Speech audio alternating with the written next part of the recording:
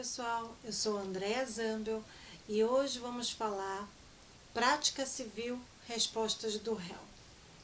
Bom, a Constituição Federal ela garante como um direito fundamental o contraditório e a ampla defesa, como todos os meios e recursos a ela inerentes. E isso tem previsão no artigo 5º, inciso 55, lá da Carta Magna. Além dessa previsão constitucional, o Código de Processo Civil ele traz expressamente o contraditório e a ampla defesa lá no artigo 10. E ele impõe proibição ao juiz de decidir em grau qualquer de jurisdição sem dar às partes uma oportunidade de se manifestar, ainda que trate aí de matéria onde ele deva decidir de ofício. Mesmo assim, ele precisa dar oportunidade para outra parte se manifestar. Então, dessa forma, o ordenamento processual, ele determina os seguintes meios de respostas do réu para o processo de conhecimento. Quais são eles? Contestação e reconvenção. Bom, a contestação. O que seria a contestação? A contestação ela é um instrumento onde o réu ele vai se defender contra a pretensão do autor, ou seja, contra aquele pedido, aquela causa de pedir que o autor está apresentando no Poder Judiciário. E além disso, a contestação ela permite que o réu apresente a sua defesa processual. Bom, a contestação ela pode ser duas partes, defesa preliminar e a defesa de mérito, que seria a defesa direta e a defesa indireta. A contestação no Código de Processo Civil ela é regulamentada pelo princípio da concentração da defesa, da eventualidade e impugnação, e estão especificadas lá no artigo 336, 337 e 341 do Código de Processo Civil. Bom, chama atenção que a exceção de incompetência e impugnação ao valor da causa e benefícios da justiça gratuita, que constituem aí incidentes processuais do Código de Processo Civil lá de 1973, agora eles passaram a ser considerados como preliminares de contestação. A defesa preliminar ela é restringida às alegações de aspectos processuais da relação jurídica, conforme é determinado lá no artigo 337 do Código de Processo Civil. E quais são elas? O artigo 337, ele fala sobre inexistência ou nulidade de citação. Nesse caso, o réu, ele, por meio do seu advogado, é claro, ele vem ao Poder Judiciário para alegar a falta de nulidade de citação, já que esse ato ele constitui um pressuposto de existência e desenvolvimento válido ao processo. Outra situação que é apresentada lá pelo artigo 337 é a incompetência absoluta e relativa. Verifica aqui que quando há a inobservância das regras de competência, será o caso de incompetência absoluta, os critérios de competência funcional e objetiva em razão da matéria, da pessoa, ou até mesmo da hierarquia. E a relativa, quando a gente fala da competência territorial. Outro ponto que traz o artigo 337 do Código de Processo Civil é quanto à incorreção de valores. É incorreto o valor da causa quando ele não representa o valor econômico dos pedidos que foram formulados pelo autor, ou o valor que é atribuído à causa, ele não observa lá o artigo 292 do Código de Processo Civil. Outro ponto que é determinado pelo artigo é a inépcia da petição inicial. Quando é que ocorre? Quando falta o pedido, a causa de pedir, quando o pedido ele for indeterminado, quando a narração dos fatos eles não decorrem logicamente do pedido, ou quando os pedidos que são acumulados eles forem incompatíveis, né, entre si. Artigo 330, parágrafo 1º do Código de Processo Civil. Outro ponto que é observado pelo artigo 337 é a perempção. E a perempção ela é uma modalidade da perda do direito de ação. Ela ocorre quando a parte ela tiver dado causa por 3 vezes anteriores à extinção do processo, sem o julgamento do mérito, em razão dessa inércia, em razão de uma inércia, ela não se manifestou no processo, né? Ela se manteve inerte. Artigo 486, os parágrafos 2º e 3º do Código de Processo Civil. Né? Então, proposta pela 4ª vez, o réu ele pode alegar que ocorreu a perempção.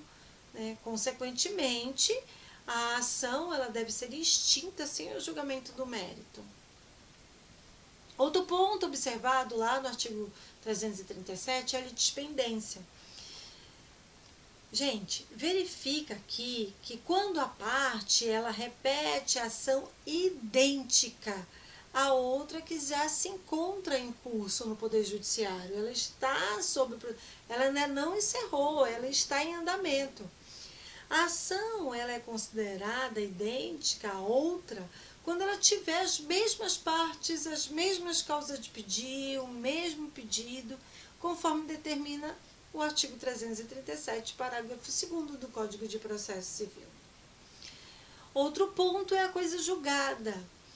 Pode ser alegado se o autor repetir ação idêntica a outra que já foi decidida por sentença definitiva de mérito e aquela sentença ela já transitou em julgado. Outro ponto também é a conexão ou continência.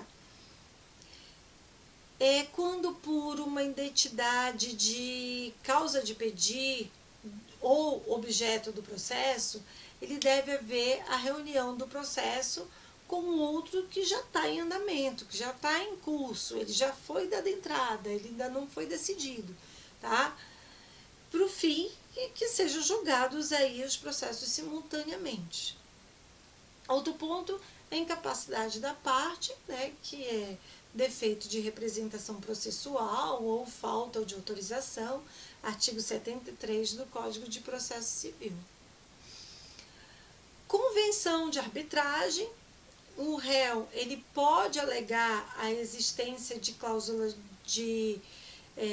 cláusula compromissória ou de compromisso arbitral que vai impedir aí o discurso judicial do litígio. Né? A arbitragem ela é disciplinada pela Lei 13.129 de 2015. Então, nos termos da lei, a convenção de arbitragem ela compreende a cláusula compromissória e o compromisso arbitral. Outro ponto é a ausência de legitimidade ou de interesse processual, quando o réu ele alega não ser parte legítima para figurar no polo passivo, legitimidade passiva aqui. Incumbe ele indicar o sujeito passivo da relação jurídica que está sendo discutida, sempre que tiver aí o conhecimento. Artigo 339, o caput do Código de Processo Civil. E falta de caução ou outra prestação que a lei exige como preliminar. Bom, hipótese, por exemplo, da ação rescisória, que determina aí a prestação de caução pelo autor como pressuposto da ação. E o último ponto que traz o artigo 337 para nós é a indevida concessão do benefício da justiça gratuita, caso tenha provas de que a parte não é pessoa pobre. Bom, além da defesa processual, o que chamamos de preliminares, né, o réu ele deve se manifestar, né, precisamente acerca do mérito que está constando na petição inicial, né, sob pena dele sofrer a confissão acerca dos fatos que não foram impugnados especificamente. Então é importante que, ao arguir uma preliminar, o réu espera do magistrado um efeito para isso, por o fato dele ter usado do contraditório, da ampla defesa. Por outro lado, a defesa de mérito, ela abrange a impugnação dos fatos que estão narrados na inicial e também a fundamentação jurídica que foi arguída pelo autor para motivar a sua pretensão, ou seja, a causa de pedir e o pedido. Tá? Mas o que significa dizer que o réu tem o dever de impugnar especificamente todos os pontos da inicial? O ordenamento processual, ele prevê que o ônus do réu impugnar os fatos que foram narrados pelo autor na petição inicial, sob pena de deixar de se manifestar sobre algum deles, ocorre a presunção de veracidade.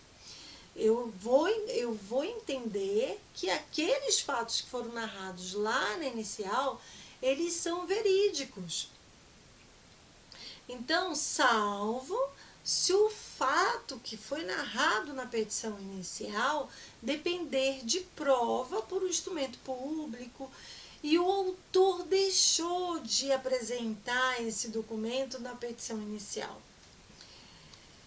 Então, gente, trata-se aí de direito indisponível que não comporta a confusão.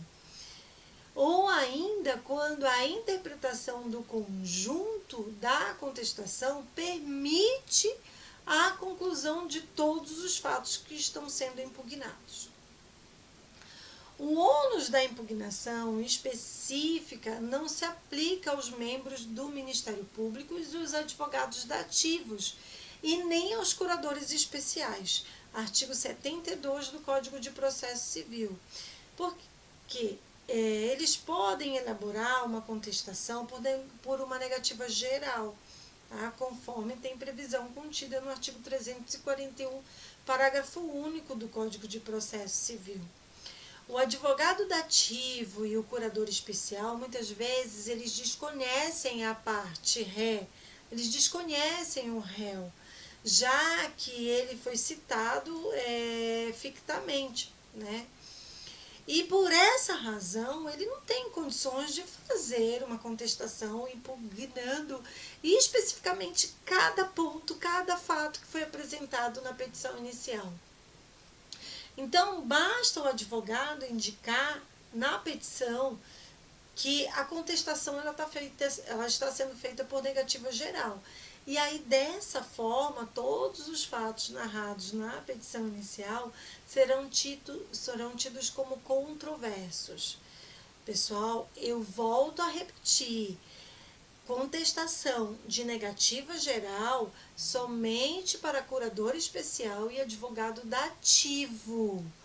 Tá? Advogado particular não cabe a contestação por negativa geral. Tá? Muito bem. A contestação no procedimento comum, ela é apresentada no prazo de 15 dias. Tá? O seu termo inicial, ele sofre bastante variação aí e deve ser analisado conforme as hipóteses que estão previstas lá no artigo 335 do Código de Processo Civil. A primeira das hipóteses é a da realização de audiência de conciliação ou mediação, que se ela foi realizada a audiência ou não, e não foi obtida uma conciliação, ou tendo as partes aí, alguma delas não compareceu à audiência de conciliação, aí começa a contar o prazo de 15 dias da data da audiência. Artigo 335, inciso 1º do Código de Processo Civil. Caso seja realizada mais de uma audiência de conciliação, o prazo ele inicia a partir da última audiência. Né? Bom, caso o autor, em cumprimento, tá, ao inciso 7º do artigo 319 do Código de Processo Civil, ele tenha se manifestado o desinteresse da audiência de conciliação ou mediação, o réu também tiver interesse na realização dessa audiência de conciliação, ele vai realizar, por meio de petição, o pedido de cancelamento da audiência que foi designada, e aí vai fluir, portanto, o prazo para contestação na data do protocolo dessa petição. Tá? Artigo 335, parágrafo 2º do Código de Processo Civil.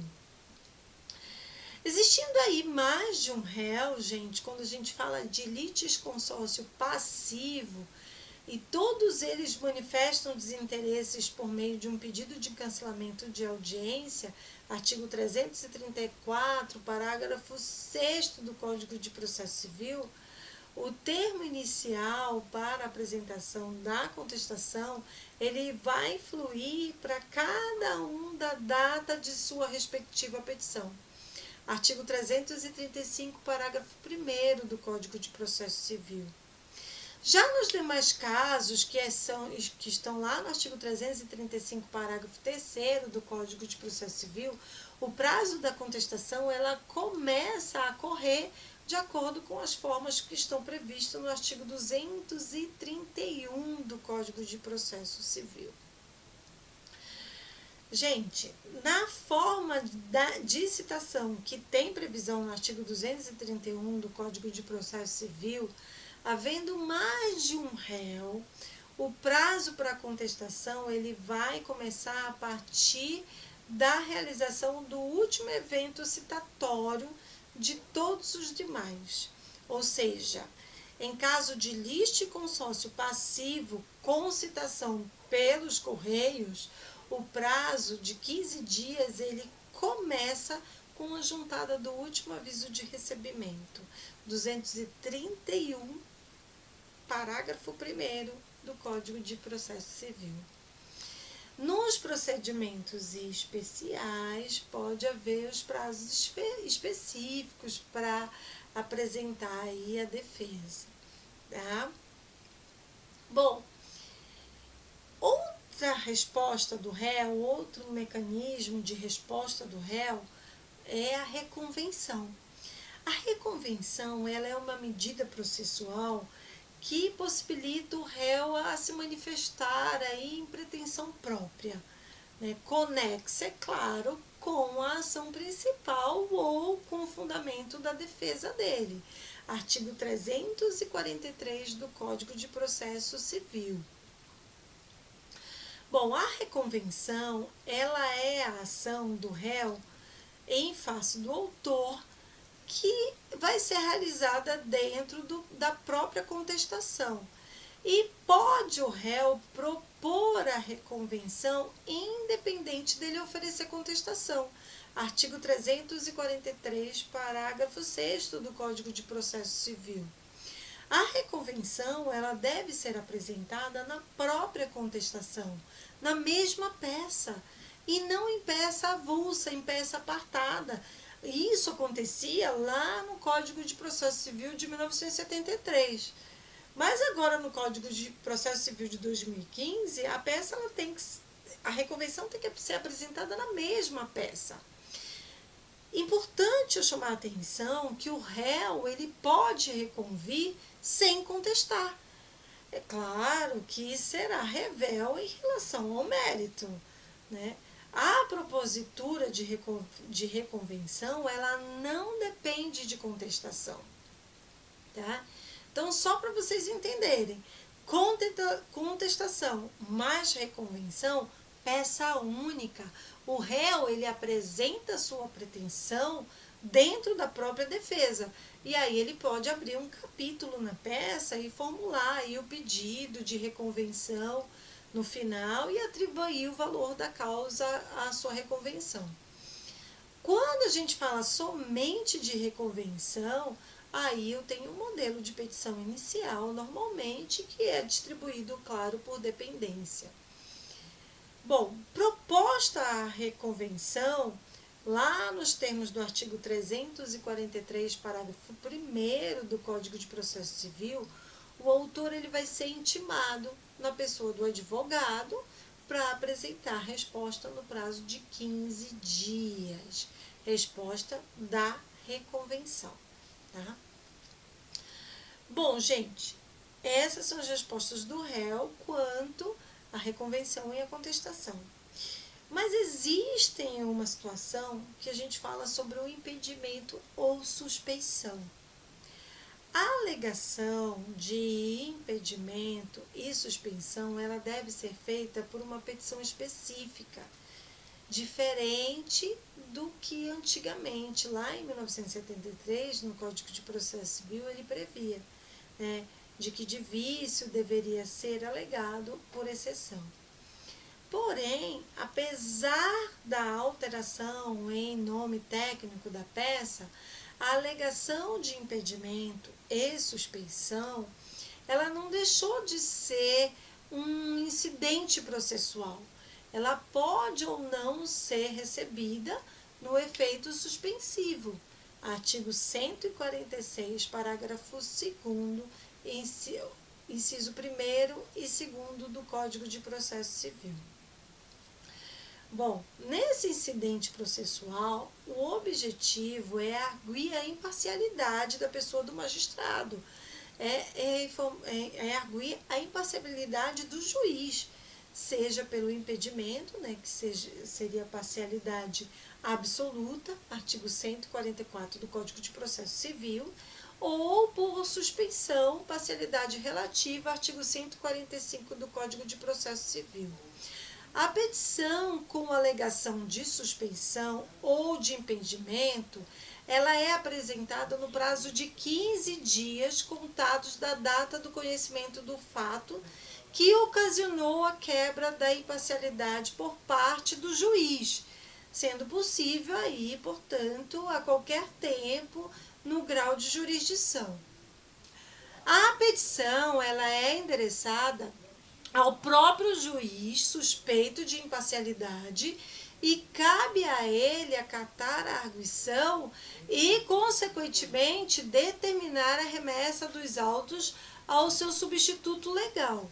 Ou então, caso ele rejeite, determinar aí a remessa dos autos ao seu substituto legal. Então, caso ele venha rejeitar, ele determina a atuação em apartado da petição e no prazo de 15 dias ele apresenta as suas razões acompanhadas de provas documentais e o rol de testemunhas, caso haja. Né? E remete imediatamente aí a remessa do incidente ao tribunal para o julgamento. Artigo 146, parágrafo 1º do Código de Processo Civil. A alegação de impedimento ou suspensão, ela deve ser apresentada em petição diferente da contestação.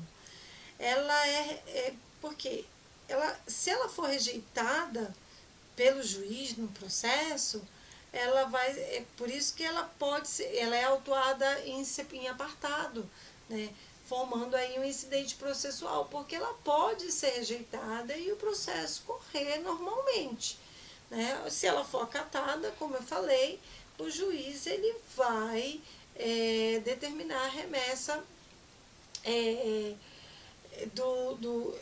do processo, ele vai remessa dos autos para o substituto dele, para o substituto legal. Tá? Mas aí, se for rejeitada, ele vai atuar e no prazo de 15 dias ele vai apresentar suas razões e as provas e vai aí imediatamente encaminhar para o tribunal para que seja julgado, tá? Então, ficamos aí com as respostas do réu e até a próxima aula.